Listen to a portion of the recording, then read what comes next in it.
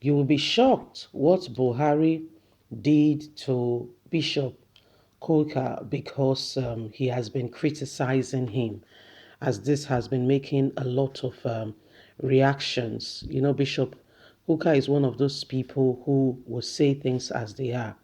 In 2020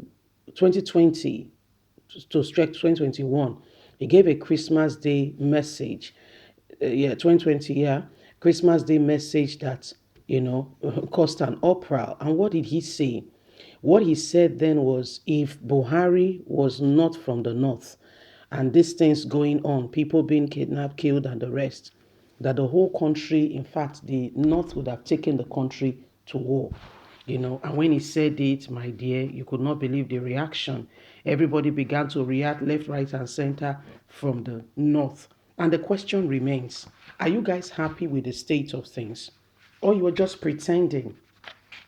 Do you know the number of people that have been displaced? Do you know the number of children as young as 11 that have been pregnant and there's no way they can have a normal delivery? Do you know why? Because their organs are not fully developed. These are some of the wickedness and atrocities going on in our society, all because some people take laws into their hands and the government do not aid them by doing nothing. I say doing nothing because what they are doing is not enough. You should do more, then we know that you are doing something. When Ebele Goodluck Jonathan was there, he employed the service of foreign, helpers. Let's get all the details. The Catholic Bishop of Sokoto Diocese, Reverend Father Matthew Hassan Kukah, has said despite the frequent criticism of his government, President Buhari picked his call. Kukah spoke to journalists at St. Bakta Catholic Secretariat Sokoto when responding to questions on his frequent criticism of President Muhammadu Buhari's administration. But Kukah said he did not hate the president but was only concerned about the rising insecurity and the killing going on in the country, as well as the lopsided appointment by this administration. I'm from the north, and I know what is going on. This is why there is call for section. Ours has become a house of horror, with fear sticking out our homes, highway, streets, cities, all communities, as bandits and insurgents begin to make life unbearable for people, Bishop Kukah said. But the clergy said despite the criticism, he still maintained a cordial relationship with the president. He added that the president picked his call the other day when he called him. If I call up my phone and call Mr. President now, he will pick it up. The other time he missed my call, he called me back and we greeted each other. But some people cry more than the bereaved.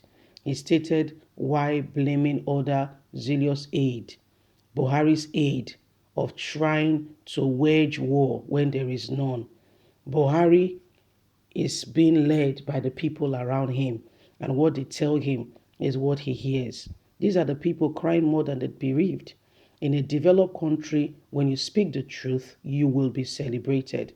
Look at how people are celebrating the late Bishop Desmond Tutu, but here you are tagged as the enemy of the government.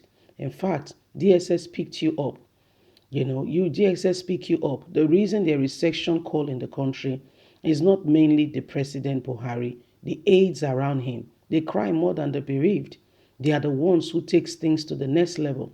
Kukah also endorsed the refusal of, also talked about the refusal of President Muhammadu Buhari to ascertain on the amendment bill, noting that political parties should be given the choice and the president should have listened to the people. So this is what has gone on recently between Bishop Kukah, and he's grateful that despite all, the president picks his call. And to be quite candid, he said something very insightful. He said Buhari himself, when he called Buhari, Buhari picks. Yes, but the people that are the will I call them now the demons. He said the people around Buhari, those aides, you don't want to know what those people they do. He said those are the ones who are taking the matter to another level, who are doing one thing and another. Because, and he gave the example of people crying even more than the bereaved. This is exactly what is going on in this country. There are people there, and they are Femi is not they are not hidden names. Femi Adesina, Garuba Shehu. Before somebody makes a statement, Femi Adesina has replied the person. They're not even giving the president a position, a time to process it and to think about the criticism, and to say, okay, so this is what we'll do next, and call the security agencies and say, okay, the people are crying, the voices are loud, can't you hear it? So what do we do? How do we move next? What position do we take on this matter? They don't even allow the president, if he has any iota of good in him, to do something worthwhile. They don't even allow the president to meditate and to think on those things. Guess what? They take it upon themselves. They are the lords. They are the ones who do these things, and they think it's okay. They really think it's okay. So these are some of the things that are going on, and Nigerians, you need to be aware that even some of them that are there are worse than the very president. Like the bishop, he gave very apt, very, very apt. They cry more than the bereaved. These people, they cry more than the bereaved. You see, these are the people who are, to a large extent, doing these things. And when you look at it, you begin to wonder, when did we even get here? How did we get here? Who are these people anyway? Who are these people?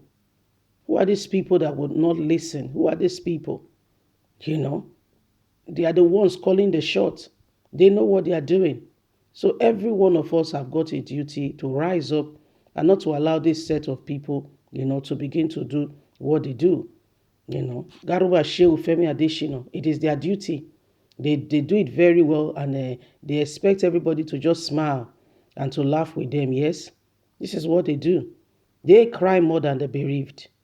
Bishop Zuka said he still called Buhari, and he still talked about, him not signing and giving power to the people.